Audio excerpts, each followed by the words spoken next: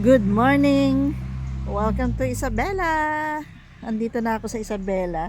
Ayan, dumating ako dito mga 7:30 ng umaga. At grabe ang lamig dito. Ayan, medyo malinis na dito sa paligid nila. Makikita mo na yun banda doon. Dati masukal. Ayan, medyo malinis na. Kararating-rating ko lang. So mamaya mamaya gagala-gala muna tayo.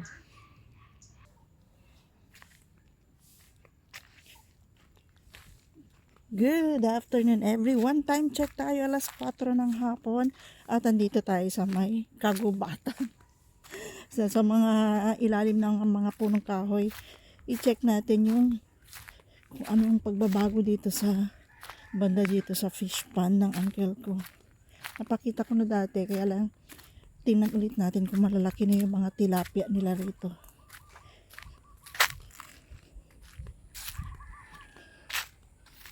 Napakatahimik yung huni ng ibon niya, maririnig mo. Ayan. Pero luminis na siya, oh. Ayan. Nakikita mo na yung bahay ng nanay ko mula rito. Pinalinis na daw niya. At ito yung fish pond na pinakita ko sa inyo dati. Nakuhanan na daw nila to. Na-harvestan na nila. Oh, nakita niyo yun? Oh. Oh, di ba? Oh. Ayan. Mamaya pa kasi sila magpapakain eh. Ayan.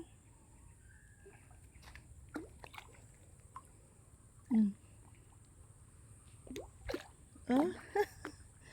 Nakakatuwa. Oh.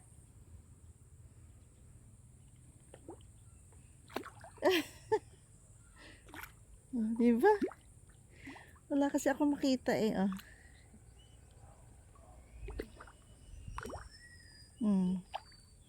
Nagtatalo na yung mga isda dyan sa loob.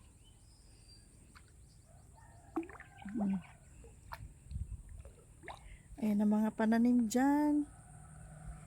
Ang ganda. Tingnan. Apaka green na green.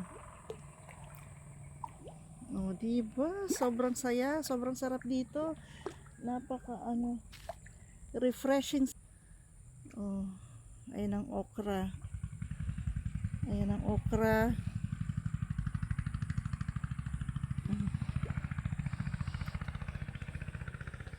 Baka gutom na yung mga isda kaya nagtatalo na. Ito kalabasa. Ay, ang gaganda sobra. Yan ang palayan.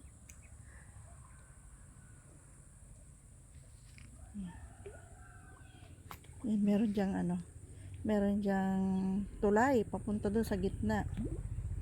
Oh. Ayan ang tulay papunta sa gitna. Yan, habang nagpapakain yung uncle ko nandiyan sa gitna.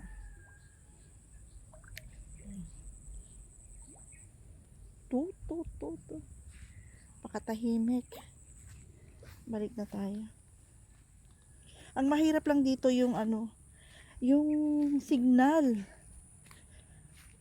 May wifi yung uncle ko kaya lang medyo malayo sa bahay ng nanay ko. Pag nawala ka na sa doon sa range ng wifi, na makanood ng mga videos. May ka naman, may data hindi mo magamit kasi walang signal. Kailangan mo pa pumunta sa matataas na lugar. So ayan ang paligid dito. Mga kawayan. Ayan ang nanay ko doon nagsusunog ng mga dahon-dahon na araw-araw nililinis. Marami pa rin naglalaglagan dahon. Kasi nga puro puno. Balik na tayo doon. Ayan. Maraming puno ng ano ba to? Kawayan. Ay si mother.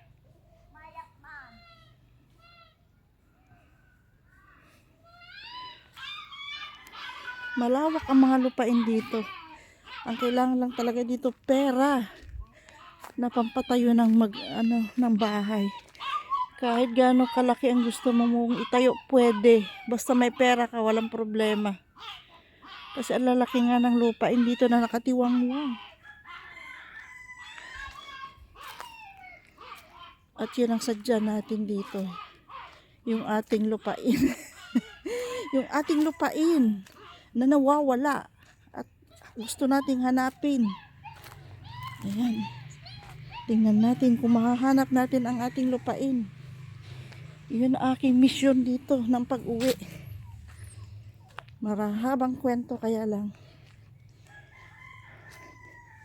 Hindi ko pa alam kung ano ikukwento ko.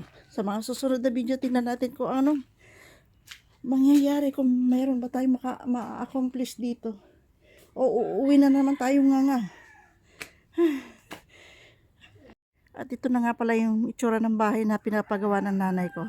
Dati wala yan. Open lang yan. Wala pa yung mga hollow blocks na yan. Ngayon pinalagyan na naman niya. Mukhang unti-unti lalaki na tong bahay ng nanay ko. Siya lang naman nakatira. So ito, marami pa siyang mga dito, materyales, buhangin, hollow blocks kasi hindi pa tapos. Nilagyan niya ng ng harang, ang tag dito sa ganito. Ito. Hindi ko alam kung anong tawag nito. Steel matting, yan. Steel matting. Para safe naman siya dyan. At yung mga manok nagpapasukan dyan sa loob para hindi na makapasok yung mga manok na wag! Wag! Yung mga manok na dyan nagpupupo. Yan, para mailabas niya na rin yung ibang gamit niya. So, ayan. Eto, may pintuan na rin dito. Hindi katulad ng unang uwi namin. Open yan. Ayan, katok kami ng katok dyan. Ang tagal niya magbukas. Kasi natatakot niya. Ngayon, hindi na daw siya natatakot. Kasi nga, ayan. Safe na siya dyan. Ayan ang itsura niyan. Ayan. Pero yung kalat niya, hindi pa maayos. Kasi nga, hindi pa tapos tong ginagawa.